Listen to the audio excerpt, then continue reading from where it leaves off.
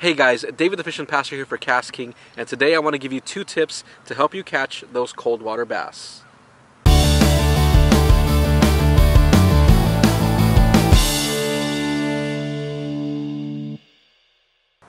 During these cold winter months, as the water begins to cool down, the bass begin to become lethargic and the bite gets increasingly difficult.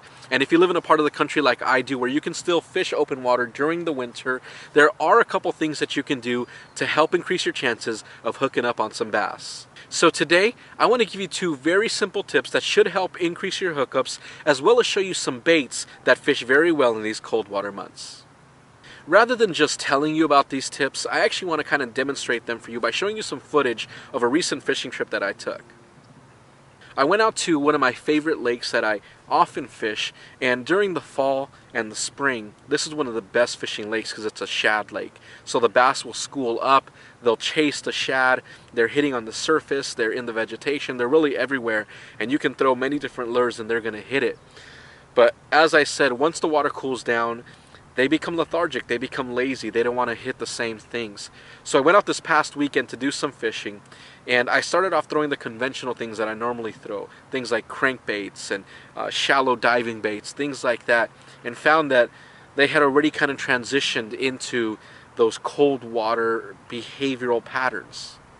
So after a couple of hours of throwing the same lures that I normally throw and fishing the same ways that I normally fish and getting no bites, I realized that I needed to implement these 2 cold water tips.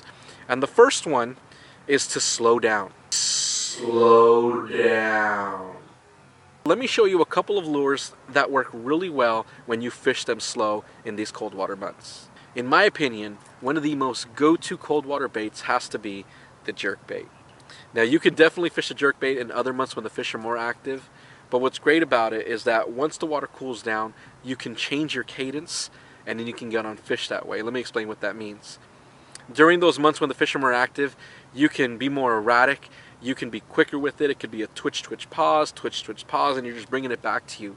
But as the water gets slower and the bass becomes slower and more lethargic, you just have to increase the time of your pauses. So during these cold water months, you can still throw a lot of the baits that you throw during the other months. You just have to change up your presentation, and like I said, slow down. So if you have something like a lipless crankbait, during the fall or the spring, maybe you're burning it back, maybe you're yo-yoing and being really erratic with it. All you have to do is just slow that down.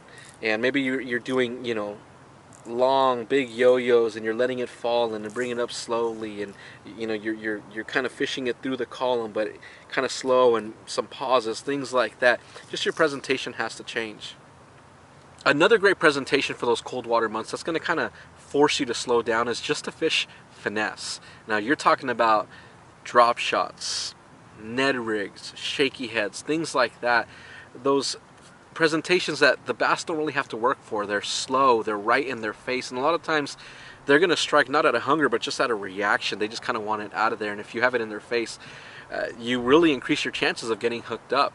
It may be that time to really kind of start breaking out your finesse setups, your spinning rods and reels. Now this is my go-to finesse setup. This is my KastKing Pair G2 spinning rod. It's a 7-foot rod, and it has a medium light tip. It also has a medium tip that I can throw on there if I need to. But my KastKing Sharky 2 is a 2000 version reel, so it's a smaller reel, and honestly, it is my go-to for all my finesse presentations. Now getting back to my story of going fishing last week, and like I said, I had gone for hours without getting any bites. So I slowed down, but I also combined that with the second tip, which is go small.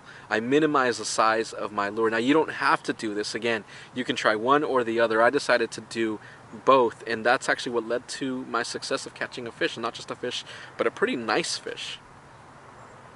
So here's a bait that I don't fish very often, but actually does really well in the cold water months, and it's a blade bait. Now, it's kind of a mixture between a spoon and a lipless crankbait. It has a really great profile, and it looks very much like a shad. It has a lot of flash to it. And what's cool about it, especially this one, is it has multiple little holes where you can put the snap here at the top. And what that does is it actually changes the way you fish it. Now, the closer to the front you put it, the more you want to bring that bait right back to you, you're kind of bringing it back and swimming it back. But if you put it closer to the middle or towards the back, it's because you're kind of doing a vertical fish with it. So again, as the water gets colder, it can be very much a vertical, like a spoon. And so you're just fishing it kind of up and down, putting it right in the fish's face, and they have more time to hit it. In downsizing, you can take something like your normal lipless crankbaits and then just go much smaller with it. And you'd be surprised at how much changing the size of your bait makes such a huge difference. Again, they don't want to work for it. They don't want to, they want to conserve their energy. And so when there's an easy meal or there's something in their face, it's much easier to hit it. Let me show you one more. And this is what I actually caught the fish on this past weekend. You know, now you may think that small baits don't catch big fish, but I can guarantee you they do. Some of the biggest fish that I've caught have actually been on much smaller presentations. And so what I did was I really downsized to catch that fish. I went with a 1/32 ounce jig head stat and a 1-inch minnow imitation bait, and I was just jigging it up and down, and before I knew it, that fish had swallowed the bait.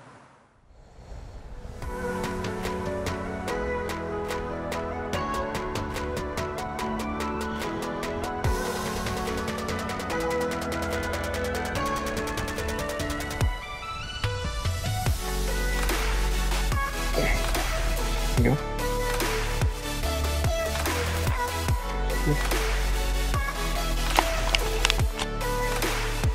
There we go.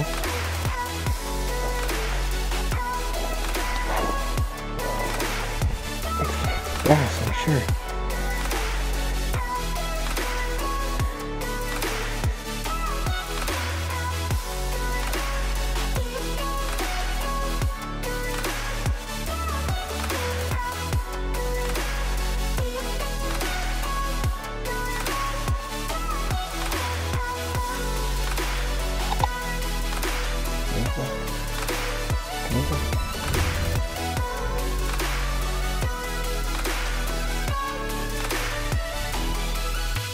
It's a big fish. It's a good bass. Oh, it's a really good bass.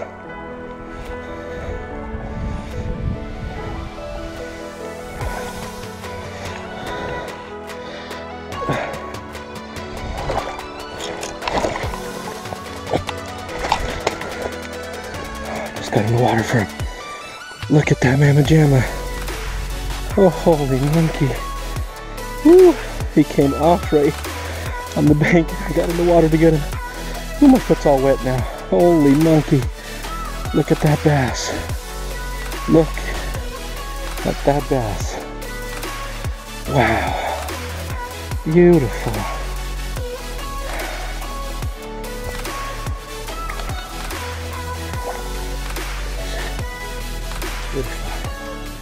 So just to recap, slow down and downsize. You can try one or the other, or you can combine the two. And this doesn't only work during the cold water months, it also works really well in lakes and ponds that are heavily pressured. You're just giving them a different presentation, something they don't normally see. And so the next time you're out and the bite is tough, whether it's cold water or pressured or whatever it is, make sure to give these two tips a try. I really hope that these tips help you to go out and catch some fish in these cold water months. I've even seen people use some of these while ice fishing. So there you go. If you're interested in any of the gear, it will be linked in the description below. Remember to subscribe to the channel, to like, comment on the video, and to always pray, fish, repeat. God bless. I'll see you in my next video.